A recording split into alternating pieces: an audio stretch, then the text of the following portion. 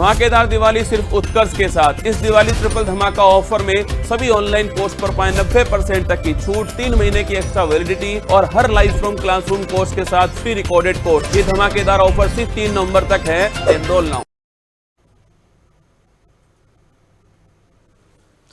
नमस्कार, good evening, जय हिंद। प्यारे बच्चे, कैसे हैं आप सब? आशा करते हैं कि बढ़िया, बेहतर, शानदार, जबरदस्त और जिंदाबाद होंगे। आप सभी की तैयारी एकदम लल्लन टाप तरीके से चल रही होगी। तो मैं स्वागत करता हूं आपके अपने मनपसंदीदा मंच पर, यानी कि उत्कर्ष परिवार के इस ऑनलाइन मंच पर। और आशा करता हूं बच्चे कि आप सभी लोग बड़े ही अच्छे होंगे, बढ़िया होंगे, भव्य होंगे, शानदार होंगे और आप सभी लोग एकदम मनोयोग से अब अपनी पढ़ाई को जारी रखेंगे, क्योंकि आज है संडे और संडे के दिन बच्चे आपसे आशा होती है कि भाई बच्चा जो है वो स्थिरता से पढ़ेगा, क्योंकि बहुत सारे बच्चे अभी गांव में हैं। तो हमारी आशा है कि इंटरनेट के माध्यम से आप तक पहुंचे और ऑनलाइन क्लासेस के माध्यम से आपके दिल में थोड़ा सा स्थान बना सके। क्योंकि बच्चे देखो, अभी ऑफलाइन में हो सकता है कि आप आएँ या कल से आएँ या फिर परसों से आएँ, पर ऑनलाइन में हमारी पूरी पकड़ है कि आपके पास पहुंचा जाए, अच्छे से पहुंचा जाए, मन से पहुंचा जाए और पूरे इत्मीनान से चीज़ों को पढ़ा जाए। तो आइए भाई शुरू करते हैं आज की क्लास को। आपको पता है कि आज वाली जो क्लास है वो सितंबर अक्टूबर होगी और फिर कल से हम लोग अपना रेगुलर लग जाएंगे, क्योंकि बीच में छुट्टियां थी तो हमने कहा कि रिवीजन कर लेते हैं, पूरे मन से कर लेते हैं भाई, पुराना जो भी पढ़ा है उसको रिवाइज कर लेते हैं। और इस संदर्भ में अगर देखा जाए तो ये रहा आपके स्क्रीन पर पहला प्रश्न, और मैंने बताया सितंबर अक्टूबर का ये करंट अफेयर है। तो देखिए भाई, पहला कह रहा है कि निम्नलिखित में से किस राज्य सरकार ने नई डिजिटल मीडिया नीति प्रस्तावित की है? तो नई जो डिजिटल मीडिया नीति है इसके बारे में अगर बात करें तो प्रस्तावित किसने किया है? नई डिजिटल नीतियां की बात करें बच्चे, तो इसको यहाँ पर अगर पूछा जाए कि यह बताइए ये नई डिजिटल मीडिया नीति इसको प्रस्तावित किसने की है, प्रश्न का उत्तर होगा साहब उत्तर प्रदेश सरकार। क्या नाम है? उत्तर प्रदेश सरकार। अब देखो, जो यूपी गवर्नमेंट है इन्होंने क्या किया है भाई, तो यहाँ पर यूपी गवर्नमेंट के द्वारा एक काम किया गया है। क्या काम किया गया बच्चे? तो काम ये है कि एक नई डिजिटल मीडिया जो नीति है इसको प्रसारित किया गया है। ये जो नई डिजिटल मीडिया नीति है, क्या नई डिजिटल मीडिया नीति की अगर बात करें तो नई डिजिटल जो मीडिया नीति है बच्चे, इसमें क्या कहा गया है? तो इसमें कहा गया है कि नई डिजिटल मीडिया नीति में अगर किसी ने सरकार के कार्यक्रम को, क्या अगर किसी ने सरकार का जो कार्यक्रम है, क्या जो सरकार का कार्यक्रम है, इस सरकार के कार्यक्रम को अगर किसी ने प्रदर्शित किया, सरकार का जो कार्यक्रम है इसको अगर किसी ने क्या किया बच्चे? प्रदर्शित किया, तो सरकार के कार्यक्रमों को प्रदर्शित करने वाले को जो सरकार है वो 8 लाख रुपए का तक का रोजगार देगी बच्चे। 8 लाख रुपए प्रति माह तक का रोजगार देगी सरकार। अगर सरकारी योजनाओं को क्या किया जाए तो यहाँ पर अच्छे से इम्प्लीमेंट किया जाए, उसका प्रचार प्रसार हो, तो सरकार 8 लाख रुपए तक महीने आप देखोगे तो रोजगार दे सकती है। सिमिलरली अगर बात करें तो यहाँ पर क्या कहा गया है? यहाँ पर कहा गया है यह कि साहब 8 लाख रुपए तक अगर बात करें, ये प्रतिमाह अगर पुरस्कार दिया गया है, तो इसमें कहा गया है, क्या कहा गया है बच्चे? इसमें ये कहा गया है कि अगर किसी यूट्यूबर्स ने देशद्रोही पोस्ट किया, मजे की बात यह है कि अगर किसी यूट्यूबर्स ने यहाँ पर देशद्रोही पोस्ट किया है या किसी सोशल मीडिया इन्फ्लुएंसर ने देशद्रोही पोस्ट किया है, तो ऐसी दशा में क्या किया जाएगा? देशद्रोही पोस्ट करने वालों को आजीवन कारावास की सजा भी दिया जा सकता है। क्या भाई? तो दोनों तरह का इसमें मामला देखने को मिलेगा कि अगर किसी ने देशद्रोही पोस्ट किया है तो बच्चे उसको क्या कर सकते हैं? आजीवन कारावास तक की सजा सुनाई जा सकती है। लेकिन अगर आप अच्छा काम कर रहे हैं तो 8 लाख रुपए प्रति माह तक का अगर देखा जाए तो ये सरकार की तरफ से व्यवस्था है, और ये जो नीति है किसकी है? अपने उत्तर प्रदेश सरकार की है। यानी प्रश्न में उत्तर क्या होगा? अपना उत्तर प्रदेश सरकार। ऑप्शन संख्या हो जाएगा सी। क्या होगा? ऑप्शन संख्या सी होगा इस प्रश्न का उत्तर। आगे बढ़ेंगे और अगले डेटा पर चर्चा करते हैं। आपदा प्रबंधन बीमा को लॉन्च करने वाला पहला जो भारतीय राज्य है ये कौन सा है? तो आपदा प्रबंधन जो बीमा है इसको लॉन्च करने वाला पहला भारतीय राज्य अगर पूछा जाए तो याद रखना कि आपदा प्रबंधन बीमा को लॉन्च करने वाला जो पहला भारतीय राज्य है, आपदा प्रबंधन बीमा लॉन्च करने वाला पहला भारतीय राज्य अगर पूछा जाए तो आपदा प्रबंधन बीमा को लॉन्च किया है किसने? तो यह लॉन्च करने वाला पहला भारतीय राज्य अगर देखा जाए तो लॉन्च करने वाला प्रथम जो भारतीय राज्य है ये हो जाएगा कौन सा बच्चे? ये हो जाएगा नागालैंड। क्यों? कौन हो जाएगा? तो नागालैंड हो जाएगा। यानी प्रश्न का उत्तर होगा क्या? ऑप्शन संख्या हो जाएगा डी बच्चे, है ना। अब देखो नागालैंड सरकार ने इसको लॉन्च किया है, तो नागालैंड सरकार की इस पहल को अगर ध्यान दे, नागालैंड सरकार की इस पहल को अगर देखा जाए तो यहाँ पर क्या हुआ है कि आपदा प्रबंधन को लेकर के जो व्यवस्थाएं चल रही हैं नागालैंड सरकार के द्वारा, तो इसमें उन्होंने एसबीआई के साथ में पार्टनरशिप किया है। क्या अगर पूछा जाए इसमें पार्टनर बैंक कौन सा है, तो प्रश्न का उत्तर होगा साहब जो एसबीआई बैंक है ना, ये है इसका पार्टनर बैंक। कौन सा? एसबीआई बैंक इसका पार्टनर बैंक है। आपको याद रखना है नागालैंड में एक उत्सव होता है हार्नबिल उत्सव, तो ये कभी कभार अगर पूछा जाए आपसे हार्नबिल उत्सव से, तो याद रखना जो हार्नबिल महोत्सव है, अगर देखा जाए इस हार्नबिल महोत्सव को, तो यहाँ पर 1 दिसंबर 1900 आप देखोगे 1 दिसंबर वर्ष 2000 से ये हार्नबिल उत्सव शुरू हुआ था और हर साल 10 दिसंबर तक आयोजित होता है, यानी कि ये 10 दिवसीय उत्सव है। 10 दिन तक चलता है हार्नबिल उत्सव। कितने दिन तक? 10 दिन तक चलता है। और इस 10 दिवसीय उत्सव में आपको ध्यान रखना है कि 1 से 10 दिसंबर तक ये चलता है।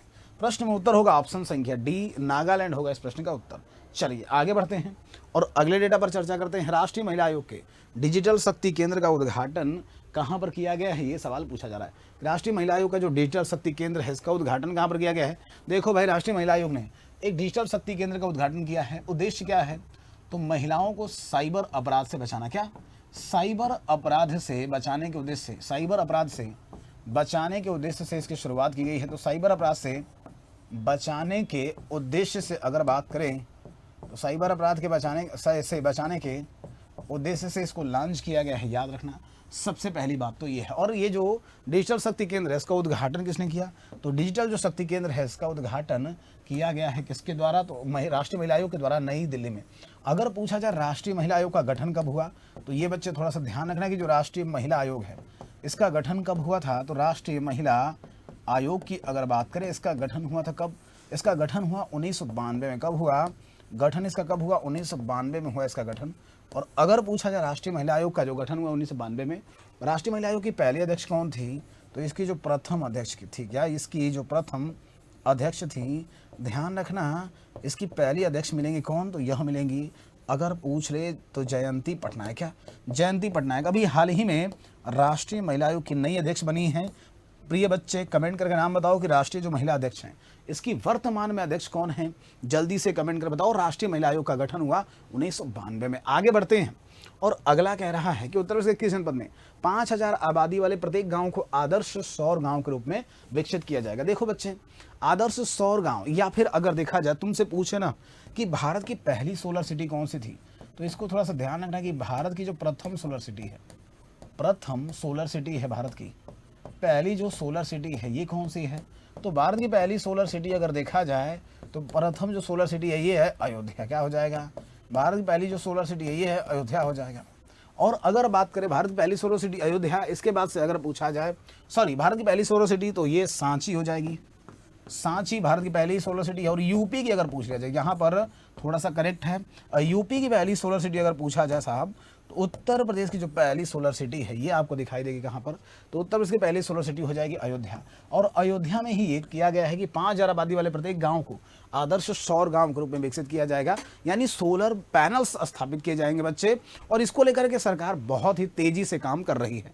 आगे बढ़ेंगे, अगला है उत्तर प्रदेश सरकार निम्न में से किन 2 शहरों के बीच में औद्योगिक शहर स्थापित करने की बात करे? देखो भाई, अब औद्योगिक शहर को देखो, अगर तुमसे पूछ ले कि साहब एक ना शहर होता है भारत का पहला प्लांट सिटी या नियोजित शहर बोला जाता है। बच्चे ध्यान से सुनना, देखो भारत का पहला जो प्लांट सिटी है, क्या है? प्लांट सिटी है या इसी को बोलते हैं क्या?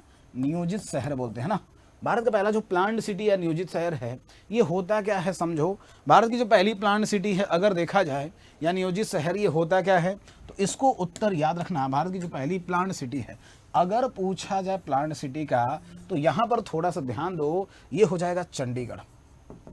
मतलब बच्चे इसको प्लानिंग के थ्रू बसाया गया था, योजनाबद्ध तरीके से बसाया गया था। अब एक सरकार क्या कह रही है? तो अपना जो उत्तर प्रदेश सरकार कह रही है झांसी और कानपुर के बीच में ये एक शहर बसाएगी जो कि औद्योगिक शहर ही होगा। उद्देश्य क्या है? तो ऑप्शन संख्या बी हो जाएगा, उत्तर प्रदेश में उद्योग को बढ़ावा देना। वैसे अगर बात करें ना तो उत्तर प्रदेश का जो पहला औद्योगिक शहर है अगर देखा जाए, उत्तर प्रदेश का जो पहला औद्योगिक शहर है वो कौन सा है? तो यूपी का जो पहला औद्योगिक शहर है ना, उत्तर प्रदेश का पहला औद्योगिक शहर अगर देखा जाए तो ये कानपुर को माना जाता है।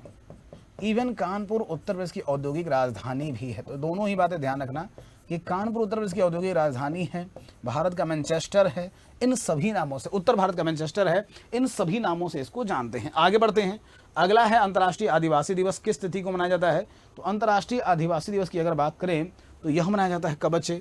अंतर्राष्ट्रीय आदिवासी दिवस मनाया जाता है 9 अगस्त को। क्या 9 अगस्त को मनाया जाता है अंतर्राष्ट्रीय आदिवासी दिवस? कब? 9 अगस्त को मनाते हैं अंतर्राष्ट्रीय आदिवासी दिवस, याद रखना। तो प्रश्न में उत्तर क्या होगा? 9 अगस्त। क्या हो जाएगा बच्चे? 9 अगस्त हो जाएगा अंतर्राष्ट्रीय आदिवासी दिवस। अगर पूछा जाए कि यूपी में सबसे ज़्यादा जनजातीय आबादी कहाँ पर पाई जाती है, तो नोट कर लो, उत्तर प्रदेश में सबसे ज़्यादा जो जनजातीय आबादी है ये कहाँ पर पाई जाएगी? सोनभद्र में। क्या यूपी में सबसे ज़्यादा जो जनजातीय आबादी है कहाँ पर मिलेगी? सोनभद्र मिलेगी। अगर पूछा जाए उत्तर प्रदेश में सबसे ज़्यादा जनजातीय आबादी कहाँ पर है, तो सोनभद्र में है। और सबसे कम पूछा जाए तो क्या उत्तर हो जाएगा? सबसे कम हो जाएगा बागपत में। सबसे ज़्यादा सोनभद्र और सबसे कम बागपत में। आगे बढ़ते हैं, अगला कह रहा है कि देश का पहला अनाज एटीएम किस राज्य में लॉन्च किया गया? तो देश का जो पहला अनाज एटीएम है बच्चे 5 मिनट में 50 केजी अनाज डिलीवर करता है। क्या 5 मिनट में 50 केजी अनाज डिलीवर करता है? और देश का जो पहला अनाज एटीएम है इसको ओडिशा के भुवनेश्वर में लॉन्च किया गया। ओडिशा के भुवनेश्वर में लॉन्च किया गया। तो प्रश्न का उत्तर क्या होगा? ओडिशा के भुवनेश्वर में इसको लॉन्च किया जाएगा। और याद रखना आगे क्या होगा प्रश्न का उत्तर? तो आगे हो जाएगा ऑप्शन संख्या ए। ऑप्शन संख्या ए हो जाएगा, ओडिशा के भुवनेश्वर में इसको लॉन्च किया गया। क्या ओडिशा के भुवनेश्वर में देश का जो पहला अनाज एटीएम है इसको लॉन्च किया गया? तो प्रश्न में उत्तर होगा ऑप्शन संख्या ए। क्या होगा? ऑप्शन संख्या ए हो जाएगा। चलिए आगे बढ़ते हैं, अगला है अगर बात करा जाए तो यहाँ पर समझो पहला राष्ट्रीय विज्ञान पुरस्कार निम्नलिखित में से किसे दिया गया? तो पहला राष्ट्रीय विज्ञान पुरस्कार की अगर बात करें तो ये दिया गया है किसको बच्चे? पहला राष्ट्रीय विज्ञान पुरस्कार चंद्रयान 3 की टीम को दिया गया है। किसको? चंद्रयान 3 की टीम को दिया गया है, यानी ऑप्शन हो जाएगा यहाँ पर सी। देखो बच्चे अगर बात करें राष्ट्रीय, ये देखो एक दिवस अभी बीते दिनों घोषित किया गया, राष्ट्रीय अंतरिक्ष दिवस या नेशनल स्पेस डे या राष्ट्रीय अंतरिक्ष दिवस की बात करें, ये मनाया कब जाता है? 23 अगस्त को। ये कब मनाते हैं हम लोग? 23 अगस्त को मनाते हैं नेशनल स्पेस डे। क्यों मनाते हैं मेरी बात ध्यान से सुनना। होता क्या है कि भाई चंद्रयान 3 को हमने क्या किया, तो चंद्रयान जो 3 है, चंद्रयान 3 इसको हमने बच्चे लॉन्च किया था 14 जुलाई को। 14 जुलाई 2023 को हमने लॉन्च किया। अब ये बच्चे लैंड कब कर रहा है?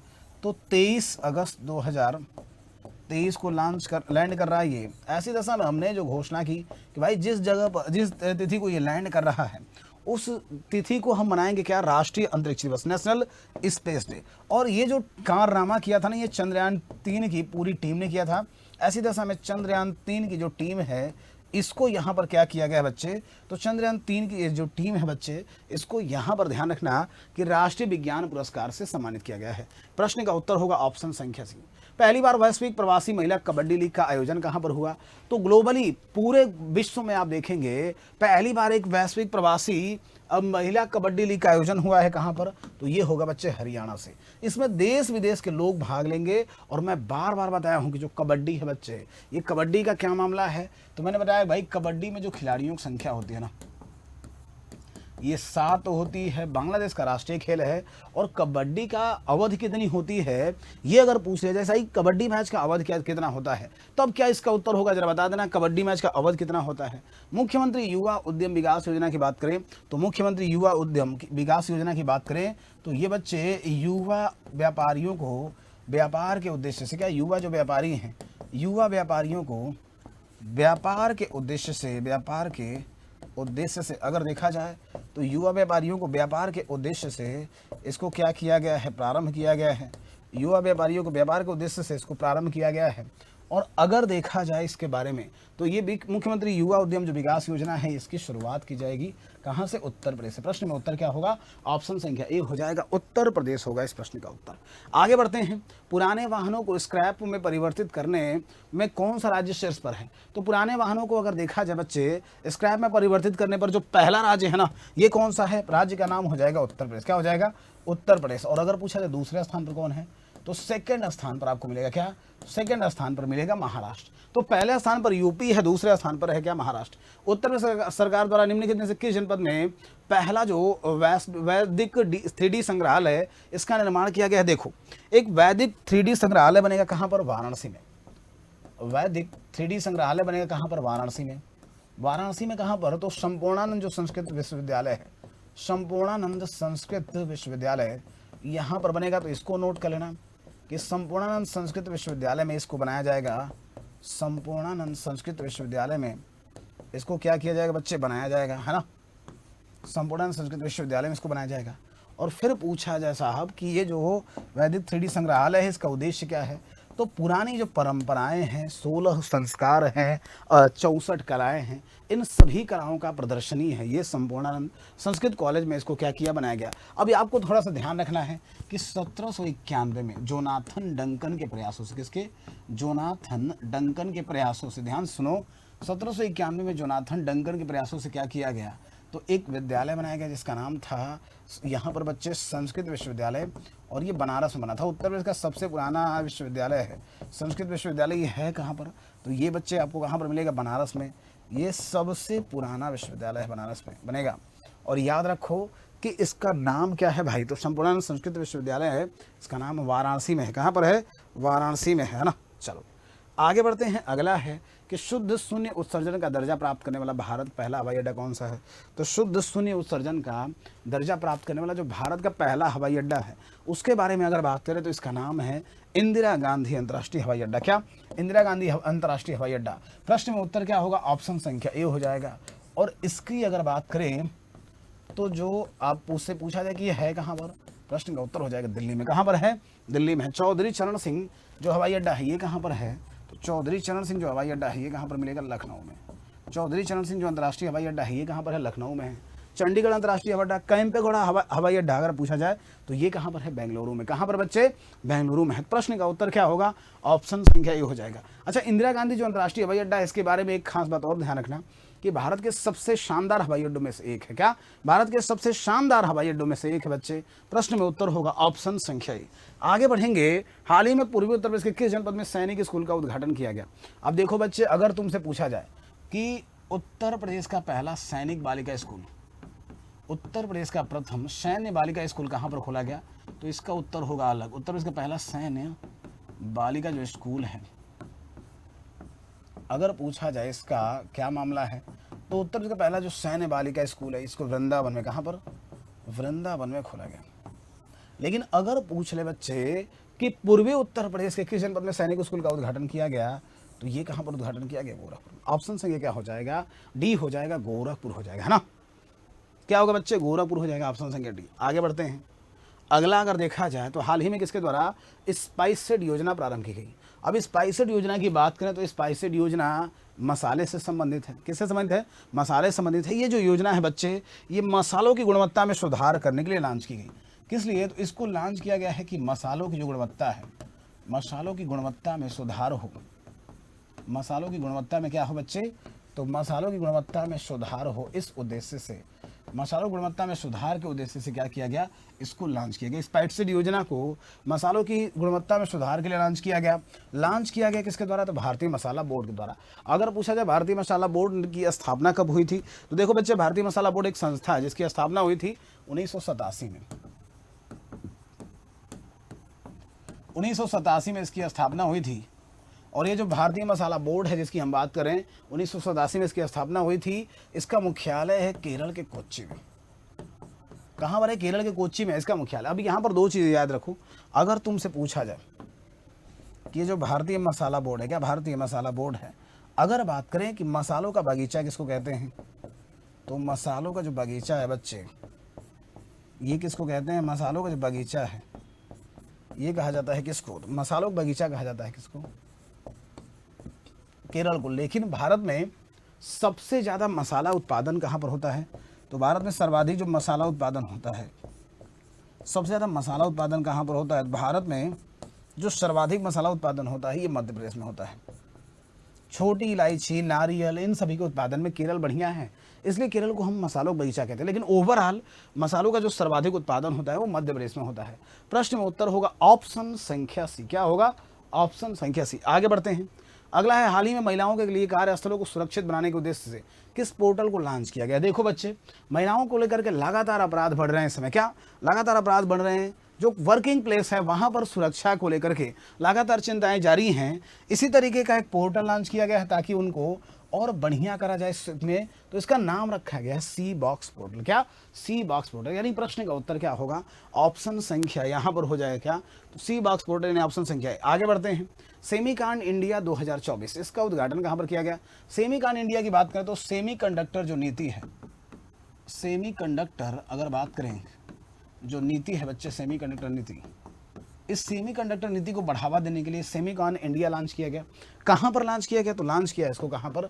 ग्रेटर नोएडा। यानी प्रश्न का उत्तर क्या होगा? ग्रेटर नोएडा। ऑप्शन संख्या क्या हो जाएगा? डी हो जाएगा, ये हो जाएगा।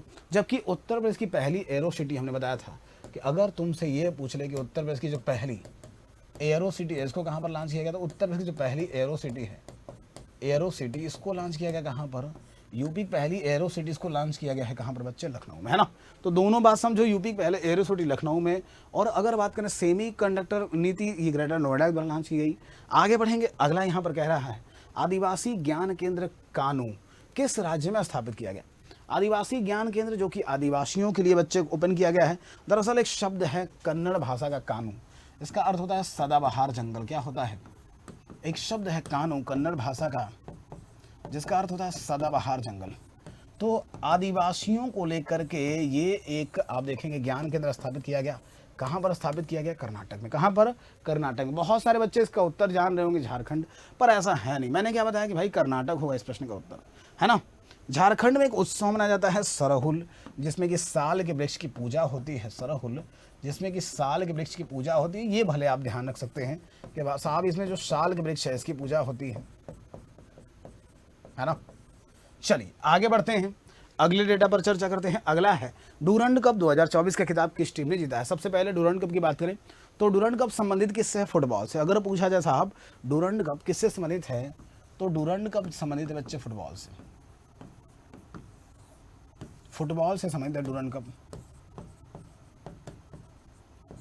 अगर पूछा जाए डूरंड कप के बारे में तो हिमाचल प्रदेश के शिमला में सबसे पहले इसका आयोजन हुआ। क्या? हिमाचल प्रदेश शिमला में सबसे पहले इसका आयोजन हुआ। कब से आयोजन हो रहा है? 1888 से। 1888 से इसका आयोजन हो रहा है। अभी हाल ही में आप देखोगे तो नॉर्थ ईस्ट यूनाइटेड है, इन्होंने इस पदक को जीता। किसने? नॉर्थ ईस्ट यूनाइटेड ने इस पदक को जीता है। यानी प्रश्न का उत्तर क्या होगा? ऑप्शन संख्या बी। तो मैंने बताया डूरंड कप से, मैंने क्या बताया भाई? डूरंड कप ये संबंधित किससे? फुटबॉल से। हिमाचल प्रदेश के शिमला में इसका आयोजन हुआ, 1888 से आयोजित हो रहा है। इसके अलावा डूरंड कप के अलावा ध्यान रखना है कि संतोष ट्रॉफी अगर पूछ लिया जाए तो ये भी बच्चे फुटबॉल से ही संबंधित है। और अगर पूछ लिया जाए बीसी रॉय कप तो ये भी समझते किससे? बीसी राय कप अगर पूछ लिया जाए तो बीसी राय जो कप है इसका भी संबंध किससे है? तो बीसी राय जो कप है इसका भी संबंध है बच्चे किससे? तो ये भी संबंधित हो जाएगा। यहाँ पर ध्यान रखना, प्रश्न में उत्तर होगा ऑप्शन संख्या भी। आगे बढ़ते हैं। उत्तर प्रदेश के कितने शहरों में वैदिक प्रौद्योगिकी केंद्र स्थापित किया जाएगा? तो उत्तर प्रदेश के कितने शहरों में वैश्विक प्रौद्योगिकी केंद्र, तो इसका आयोजन होगा उत्तर प्रदेश के 5 शहरों में। कितने? 5 शहरों में इसका आयोजन होगा। यानी प्रश्न का उत्तर क्या हो जाएगा? ऑप्शन संख्या बी होगा, 5 होगा इस प्रश्न का उत्तर। चलो आगे बढ़ेंगे। अगला यहाँ पर कह रहा है हवाओं ने मुझे हताश करने की बहुत कोशिश की। क्या भाई? हवाओं ने मुझे हताश करने की बहुत कोशिश की, लेकिन मैं वह परिंदा बना जिसने ऊंची उड़ान भरना ही सही समझा। मेहनत करते रहना है, बाकी विपरीत परिस्थितियां होती रहेंगी, चीज़ें खराब होती रहेंगी, आपके जीवन में बहुत सारी हताशा और निराशा पल आएंगे, लेकिन मुस्कुराते हुए आगे बढ़ जाना है। उत्तर प्रदेश राज्य के निम्नलिखित में से किस जिले की पुलिस लाइन को अंतर्राष्ट्रीय ISO प्रमाणन दिया गया है? देखो भाई सोनभद्र जो जिला है, यहाँ की जो पुलिस लाइन है सोनभद्र का, अगर बात करें तो इसी को अभी हाल ही में क्या दिया गया है? अंतर्राष्ट्रीय ISO सर्टिफिकेट दिया गया है। प्रश्न का उत्तर क्या हो जाएगा? सोनभद्र। ऑप्शन संख्या क्या हो जाएगा? डी हो जाएगा, है ना। सोनभद्र के बारे में याद रखना, ये उत्तर प्रदेश की ऊर्जा राजधानी है। अगर तुमसे पूछ ले कि साहब उत्तर प्रदेश की ऊर्जा राजधानी किस शहर को कहते हैं, तो उत्तर प्रदेश की ऊर्जा राजधानी के रूप में देखते हैं हम लोग सोनभद्र को। उत्तर प्रदेश की जो ऊर्जा राजधानी है इसके रूप में हम लोग किसको देखते हैं? सोनभद्र को देखते हैं। आगे बढ़ेंगे। अगला है हाल ही में भारत का पहला प्रदूषण नियंत्रण पोत का अनावरण किया गया। इसका नाम क्या है? देखो भाई भारत पहला जो प्रदूषण नियंत्रण पोत है, प्रदूषण नियंत्रण पोत आप देखोगे तो समुद्र में जो प्रदूषण है, जैसे समुद्र में क्या क्या प्रदूषण होते बच्चे, जैसे तेल रिसाव हो गया या फिर कोई ऐसी चीज़ हो गई जो रिसाव कर गई, तो उसको लेकर के एक नियंत्रण बोर्ड का अनावरण किया गया है जिसका नाम इन्होंने रखा है समुद्र प्रताप। क्या नाम रखा है भाई? समुद्र प्रताप रखा है। प्रश्न का उत्तर क्या होगा? ऑप्शन संख्या बी। पहला संयुक्त जो कमांडर सम्मेलन है इसका आयोजन कहाँ पर हुआ? पहला जो संयुक्त कमांडर सम्मेलन है, डायरेक्ट लिखना, इसका आयोजन हुआ कहाँ पर? लखनऊ में। कहाँ पर हुआ बच्चे? लखनऊ में हुआ। ऑप्शन संख्या ए होगा इस प्रश्न का उत्तर। आगे बढ़ते हैं। पुलिस और सेना की निःशुल्क तैयारी करने हेतु केंद्र सरकार द्वारा अपना पहला स्किल सेंटर स्थापित किया जाएगा। देखो, अगर कोई पुलिस की तैयारी करना चाहता है, सेना की तैयारी करना चाहता है, तो यहाँ पर क्या किया गया है? एक स्किल सेंटर खोला गया है। क्या बच्चे? एक स्किल सेंटर खोला गया है जिसकी क्षमता इन्होंने अभी बहुत कम रखी है। इस स्किल सेंटर की जो पूरी क्षमता है ना, ये 400 है। कितनी है? इस स्किल सेंटर की पूरी क्षमता कितनी है भाई? 400 है। और यहाँ पर कहाँ पर खोला गया? तो उत्तर प्रदेश में खोला गया है, बागपत में। कहाँ पर बच्चे? बागपत में। बागपत याद रखना बच्चे, अपने रटौल आम के लिए पूरे उत्तर प्रदेश में बहुत लोकप्रिय है। अगर कोई पूछ रहे साहब रटौल आम कहाँ संबंधित है, प्रश्न का उत्तर क्या होगा? बागपत, है ना। तो प्रश्न में उत्तर होगा ऑप्शन संख्या ए। भारत सरकार ने केंद्र शासित प्रदेश लद्दाख में कितने जिले बनाए? देखो भाई, लद्दाख की बात करें तो लद्दाख को वर्ष 2019 में बनाया गया संघ शासित प्रदेश। 2019 में क्या बना ये लद्दाख? तो 2019 में लद्दाख बना था संघ शासित प्रदेश। ध्यान से सुनो, 2019 में बना था ये संघ शासित प्रदेश। अब हुआ क्या? किसको संघ शासित प्रदेश बनाया गया 2019 में। आगे चल के क्या हो रहा है? आगे चल के ये हो रहा है बच्चे कि लद्दाख में 2019 में इसको संघ शासित प्रदेश जब बनाया गया, तो ऐसी दशा में यहाँ पर ध्यान रखो कि इसमें 2 ही जिले थे, लेह और कारगिल। लेह और कारगिल। और लेह को क्या किया गया भाई? लद्दाख की राजधानी बना दिया गया। लेह को यहाँ पर बनाया गया राजधानी। तो प्रारंभ में ना यहाँ पर 2 ही जिले थे, लेकिन अब जिलों की संख्या बढ़ा करके कर दी गई है कितना? तो 5 जिले और जोड़ दिए गए हैं। ओवरऑल 7 जिले हो जाएंगे। राजधानी क्या है? लेह है ना। चलो जल्दी से कमेंट कर बता दो कि लद्दाख का जो राजकीय पशु है उसका नाम क्या है प्यारे? यहाँ पर जल्दी से कमेंट कर बताओ कि लद्दाख का जो राजकीय पशु है इसका नाम क्या है?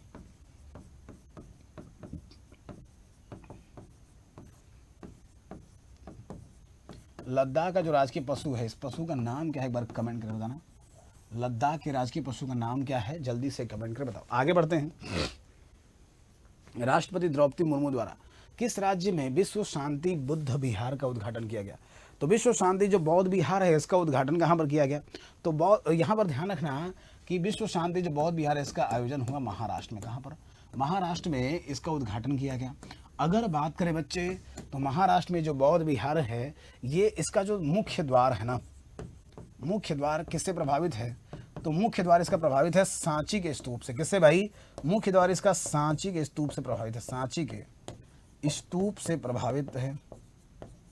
सांची के स्तूप से क्या है? प्रभावित है। प्रश्न में उत्तर क्या होगा? ऑप्शन संख्या बी हो जाएगा, महाराष्ट्र होगा इस प्रश्न का उत्तर। क्या महाराष्ट्र होगा इस प्रश्न का उत्तर? स्वच्छ वायु सर्वेक्षण की 2024 की श्रेणी 1 में उत्तर प्रदेश के आगरा को कौन सा स्थान दिया गया? देखो, स्वच्छ वायु सर्वेक्षण में सबसे पहला स्थान था सूरत का। किसका था? सूरत का। इसके बाद दूसरे स्थान पर था जबलपुर। कौन सा था? जबलपुर। और आगरा जो था ये तीसरे स्थान पर था। क्या आगरा क्या था? आगरा था तीसरे स्थान पर, है ना। पहला जो स्थान था ये किसका था? तो पहला स्थान था सूरत का, दूसरा स्थान किसका था? जबलपुर का था। और जो तीसरा स्थान था ये आगरा था बच्चे। यहाँ पर स्वच्छ वायु सर्वेक्षण की बात हो रही है, स्वच्छता सर्वेक्षण की बात नहीं हो रही, ध्यान रखना, है ना। स्वच्छता में तो आप देखोगे तो सबसे पहले ये यहाँ पर इंदौर आता है अक्सर, उसके बाद से सूरत आता है, लेकिन यहाँ पर जो मामला है ये किससे संबंधित है? तो स्वच्छ वायु सर्वेक्षण से संबंधित है। आगे बढ़ेंगे। निम्नलिखित में से किस राज्य ने नीति आयोग? देखो बच्चे, एक संस्था थी नीति आयोग जिसका नाम था क्या? तो national institute for transforming India. अब ये जो नीति आयोग है ना, इसी के तर्ज पर एक राज्य है। अब नीति आयोग का काम क्या था भाई? नीति आयोग एक सलाहकारी संस्था है। क्या था? ये जो नीति आयोग थी 1 जनवरी 2015 को इसकी स्थापना की गई थी। तो ये एग्जैक्टली सलाहकारी संस्था थी, सलाह देती थी। अब सलाहकारी संस्था थी, ऐसा ही एक पहल शुरू किया गया है, ग्रीट। क्या? ग्रीट शुरू किया गया है, और ये भी सलाहकारी संस्था ही होने वाली है, ग्रीट। और इसको किसने लॉन्च किया? गुजरात ने। किसने भाई? तो इसको लॉन्च किया है किसके द्वारा? गुजरात के द्वारा लॉन्च किया गया है। प्रश्न में उत्तर क्या होगा? ऑप्शन संख्या सी हो जाएगा, गुजरात होगा इस प्रश्न का उत्तर। आगे बढ़ेंगे। अगला है, केंद्र सरकार ने किस द्वीप की राजधानी का नाम बदल करके श्री विजयपुरम कर दिया है? देखो, अब यहां पर ध्यान रखो, अंडमान निकोबार द्वीप समूह, अंडमान निकोबार द्वीप समूह, अंडमान निकोबार जो द्वीप समूह है इसके बारे में समझना। ये जो अंडमान निकोबार द्वीप समूह है बच्चे, इसकी राजधानी क्या है? तो इसकी राजधानी है पोर्ट ब्लेयर। राजधानी क्या है बच्चे? Port Blair. अंडमान निकोबार द्वीप समूह की राजधानी क्या है? पोर्ट ब्लेयर है। अभी जो पोर्ट ब्लेयर है इसके बारे में समझो। अंडमान निकोबार द्वीप समूह में कुल द्वीपों की संख्या 572। कितने? 572। और पोर्ट ब्लेयर को देखोगे तो यहाँ पर पोर्ट ब्लेयर में अकेले कितने मिलेंगे? 22। अब यहाँ पर इसका नाम बदल करके और पोर्ट ब्लेयर का नाम बदल करके क्या कर दिया गया? श्री विजयपुरम कर दिया है। यानी ऑप्शन संख्या क्या हो जाएगा? सी हो जाएगा। अब मेरी बात समझना बच्चे कि पोर्ट ब्लेयर पर एक जेल है जिसका नाम है सेलुलर जेल। तो अगर कोई पूछ रहे साहब सेलुलर जेल, ये भारत के मुख्य भूमि के बाहर एक जेल है जिसका नाम क्या है? सेलुलर जेल है। यानी प्रश्न में उत्तर होगा ऑप्शन संख्या सी। आगे बढ़ते हैं। अगला, उत्तर प्रदेश राज्य का सबसे बड़ा फ्लोटिंग रेस्टोरेंट कहाँ पर खोला गया? तो उत्तर प्रदेश राज्य का सबसे बड़ा फ्लोटिंग रेस्टोरेंट, सबसे पहले ध्यान दो, मिलेगा क्या? गोरखपुर। क्या मिलेगा? एक गोरखपुर मिलेगा। अब गोरखपुर मिलेगा, गोरखपुर में एक ताल है जिसका नाम क्या है? रामगढ़ ताल। गोरखपुर में एक ताल है जिसका नाम क्या है भाई? रामगढ़ ताल नाम है ना। रामगढ़ ताल में एक फ्लोटिंग रेस्टोरेंट यहाँ पर खोला गया जिसमें की क्षमता कितनी थी? तो इसकी क्षमता थी 150 लोग बैठ सकते हैं। क्या बच्चे? 150 लोग बैठ सकते हैं। याद रखना बच्चे, ऑप्शन संख्या क्या हो जाएगा? सी। गोरखपुर कह रहा ना, तो ऑप्शन संख्या बी क्या हो जाएगा? बी। अगर पूछा जाए अभी हाल ही में देखो प्रयागराज में भी एक फ्लोटिंग रेस्टोरेंट खोला गया, ध्यान रखना, लेकिन इसकी क्षमता थोड़ी कम है। तो यहाँ पर भी आपको एक फ्लोटिंग रेस्टोरेंट दिखाई देगा प्रयागराज में भी। इसके अलावा रेल कोच रेस्टोरेंट भी दिखाई देगा। दोनों ध्यान रखना, फ्लोटिंग और रेल कोच रेस्टोरेंट दोनों ही आपको प्रयागराज में मिलेंगे। आगे बढ़ते हैं। निपुण भारत मिशन के तहत उत्तर प्रदेश के किस जनपद में रोड टू स्कूल प्रोजेक्ट को शुरू किया गया? तो उत्तर प्रदेश में जो रोड टू स्कूल प्रोजेक्ट है इसकी भी शुरुआत की गई कहाँ पर? गोरखपुर में। कहाँ पर बच्चे? गोरखपुर में रोड टू स्कूल है, इसकी शुरुआत की गई। आजमगढ़ में आप देखोगे तो महाराजा सुहेल देव जो राजकीय विश्वविद्यालय है, एक आधुनिक विश्वविद्यालय है। महाराजा सुहेल देव जो राज्य विश्वविद्यालय है, महाराजा सुहेल देव राज्य विश्वविद्यालय है, ये एक आधुनिक विश्वविद्यालय है। इसको ध्यान रखना, इसकी क्या की गई? तो इसकी शुरुआत की गई महाराजा सुहेल देव राज्य विश्वविद्यालय की, है ना, आजमगढ़ में। आगे बढ़ते हैं। अगला कह रहा है महाराष्ट्र राज्य सरकार के द्वारा जनजातीय विश्वविद्यालय की जो नींव है वो कौन से स्थान पर रखी गई?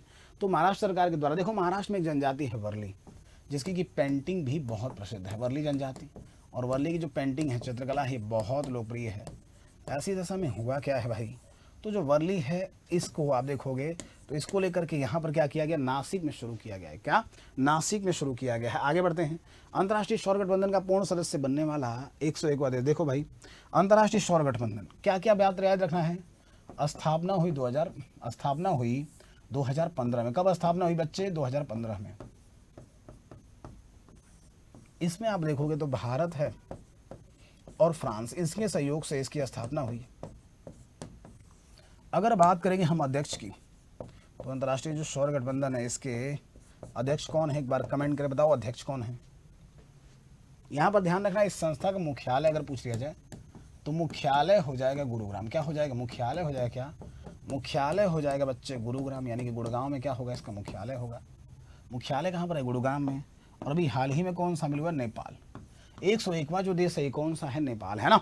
तो मैंने बताया भाई स्थापना हुई कब? 2015 में। भारत और फ्रांस के प्रयासों से इसकी स्थापना की गई। अध्यक्ष कौन है? कमेंट करके बता दो। मुख्यालय हो जाएगा गुरुग्राम में। क्या होगा? मुख्यालय हो जाएगा गुरुग्राम। आगे बढ़ते हैं। अगला है उत्तर प्रदेश सड़क परिवहन निगम द्वारा पहले चरण में किन शहरों के लिए ई बसों का संचालन की बात की गई है? उत्तर प्रदेश सरकार लगातार ई बसों को लेकर के काम कर रही है और पहले चरण में उत्तर प्रदेश में प्रयागराज, वाराणसी और अयोध्या तीनों ही शहरों में इस तरह के बस चलेंगे। यानी प्रश्न में उत्तर क्या होगा? ऑप्शन संख्या डी हो जाएगा। इस प्रश्न का उत्तर क्या होगा? डी हो जाएगा इस प्रश्न का उत्तर। आगे बढ़ते हैं प्यारे। हाल ही में निम्न में किसने महाराजगंज में जटायु संरक्षण और प्रजनन केंद्र का उद्घाटन किया? तो बच्चे लाल सिर वाले जो गिद्ध हैं, क्या लाल सिर वाले जो गिद्ध हैं, इन गिद्धों के संरक्षण की बात हो रही है। लाल सिर वाले गिद्धों का जो संरक्षण है इसको आप देखोगे तो नाम दिया गया है जटायु संरक्षण और प्रजनन केंद्र। जटायु संरक्षण और प्रजनन केंद्र। और ये जो जटायु संरक्षण और प्रजनन केंद्र है कहाँ पर मिलेंगे? तो जटायु संरक्षण और प्रजनन केंद्र मिलेंगे आपको, योगी आदित्यनाथ ने उद्घाटन किया था और ये महाराजगंज में दिखाई देगा। कहाँ पर? महाराजगंज में दिखाई देगा, ध्यान रखना। तो प्रश्न में उत्तर क्या हो जाएगा? महाराजगंज। इस प्रश्न का उत्तर होगा ऑप्शन संख्या ए। आगे बढ़ेंगे। अगला है हाल ही में नुआखाई नामक फसल उत्सव। देखो भाई, नुआखाई अर्थात नई फसल की जब बात करेंगे तो ये एक प्रकार का फसल कटाई का पर्व है और ये कहाँ पर होता है? उड़ीसा में होता है। प्रश्न का उत्तर क्या हो जाएगा? उड़ीसा। उड़ीसा में ध्यान रखना बच्चे। वैसे तो उड़ीसा का जो सबसे मशहूर यहाँ पर पर्व है वो कौन सा है? तो सबसे प्रसिद्ध पर्व है बच्चे उड़ीसा का अगर देखा जाए तो जगन्नाथ रथ यात्रा। जगन्नाथ रथ यात्रा यहाँ का सबसे लोकप्रिय है। अब जगन्नाथ रथ यात्रा में 3 रथ निकलते हैं, बलभद्र या बलराऊ, बीच में आपको मिलेंगे सुभद्रा जी, और अगर देखा जाए तो पीछे हैं भगवान जगन्नाथ। 3 रथ निकलते हैं, तो एक तो ये बात ध्यान रखना। इसी तरीके से अगर बात करें तो यहाँ पर एक चीज़ और ध्यान रखना कि 3 रथ निकल रहे हैं, साथ में याद रखना कि ये जुलाई के महीने में लगभग निकाला जाता है, हर वर्ष जुलाई माह में निकाला जाता है। फिर बात करें तो यहाँ पर ध्यान रखना कि जो नुआखाई है, इसके अलावा यहाँ के उत्सवों में 9 कलेवर भी अपने को ध्यान रखना है कि 9 कलेवर कहाँ संबंधित है, तो ओडिशा से संबंधित है। इसी तरीके से ओडिशा में देखोगे राजा परवा बहुत लोकप्रिय है। क्या? राजा परवा बहुत लोकप्रिय है, ये भी ओडिशा का है। इसी तरीके से ओडिशा में एक दुनिया का सबसे बड़ा ओपन थिएटर है धानु यात्रा जो इसको बोलते हैं, तो ये भी बहुत महत्वपूर्ण है कि धानु यात्रा, ये जो दुनिया का सबसे बड़ा ओपन थिएटर है, ये आपको मिलेगा, महत्वपूर्ण है ना। तो प्रश्न में उत्तर होगा ऑप्शन संख्या क्या? ए हो जाएगा, उड़ीसा। उड़ीसा होगा इस प्रश्न का उत्तर। आगे बढ़ेंगे। यूपी इंटरनेशनल ट्रेड शो का जो दूसरा संस्करण था, इसका आयोजन कहाँ पर हुआ? तो यूपी इंटरनेशनल ट्रेड शो अगर बात करें तो इसका आयोजन कहाँ पर हुआ बच्चे? इसका आयोजन हुआ है ग्रेटर नोएडा में। कहाँ पर? ग्रेटर नोएडा में यूपी इंटरनेशनल ट्रेड शो का आयोजन हुआ। प्रश्न में उत्तर हो जाएगा ऑप्शन संख्या बी। क्या? ऑप्शन संख्या सी। आगे बढ़ेंगे। अगला है भारत की पहली वंदे मेट्रो ट्रेन। देखो भाई, भारत की पहली वंदे मेट्रो ट्रेन की शुरुआत की गई। अब वंदे मेट्रो ट्रेन की शुरुआत की गई जिसकी स्पीड रखी गई है 110 किलोमीटर प्रति घंटा। अब इसकी शुरुआत की गई है, इसका नाम रख दिया है नमो भारत रैपिड रेल। क्या नाम रख दिया गया है? नमो भारत रैपिड रेल रख दिया है। और मैंने एक दिन आपको पढ़ाया था कि अगर आपसे पूछ लें कि ये बताइए वंदे भारत, अमृत भारत,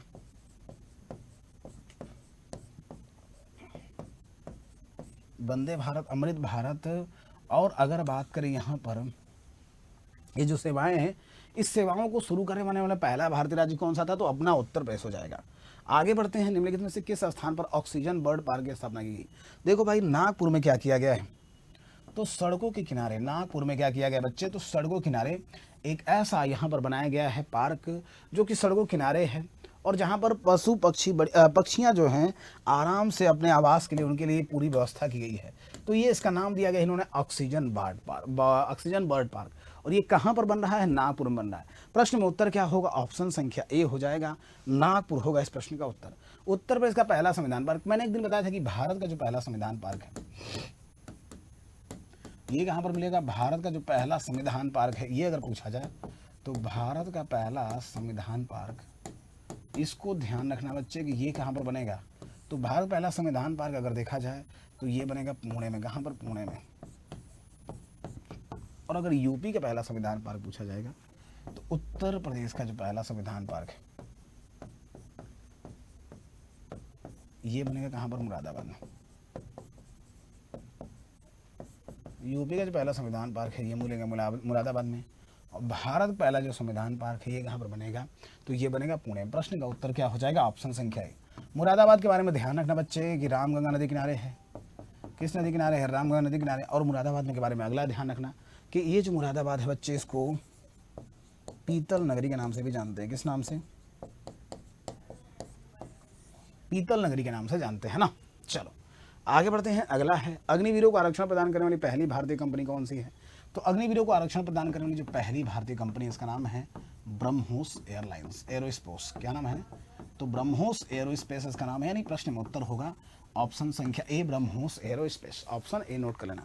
आगे बढ़ते हैं। अगला है केंद्र सरकार द्वारा निम्नलिखित में से किन भाषाओं को शास्त्रीय भाषा दिया गया? देखो बच्चे, शास्त्रीय भाषाओं की संख्या थी 6, लेकिन अभी हाल ही में जोड़ दिया गया है 5 और।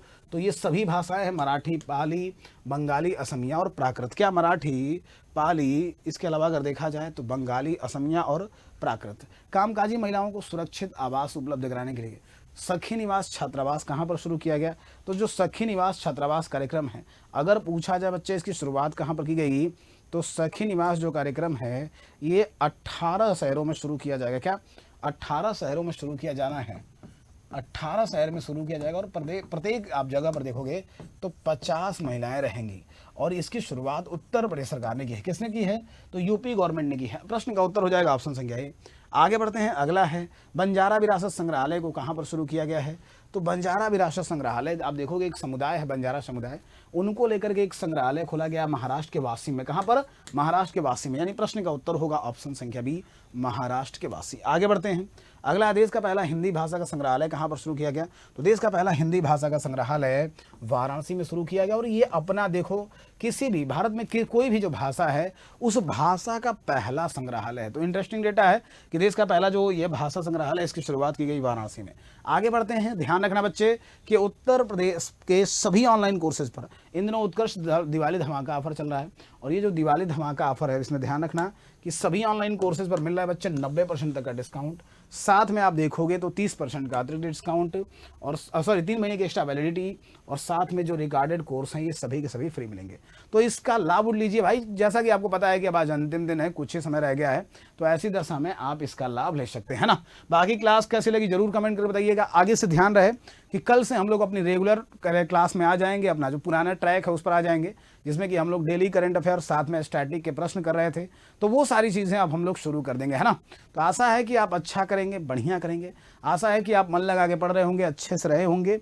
और साथ में कल से लाइव क्लासेस में आपसे जुड़ते हैं, मिलते हैं और रेगुलर बेसिस पे अपना करंट अफेयर की जो क्लास है उसको शुरू करते हैं। कोशिश हमने की थी कि आपको रिवाइज करवाते रहें, पुरानी चीज़ों का हमने रिवीजन करवाया। बाकी आपको उम्मीद है कि सब सारी चीज़ें याद हो गई होंगी, बहुत सारी चीज़ें रिवाइज कर लिया होगा, फिर से इसको शुरू करेंगे। तो अभी के लिए बस इतना ही बच्चे, अपना ख्याल रखो। बहुत बहुत धन्यवाद आप सभी का।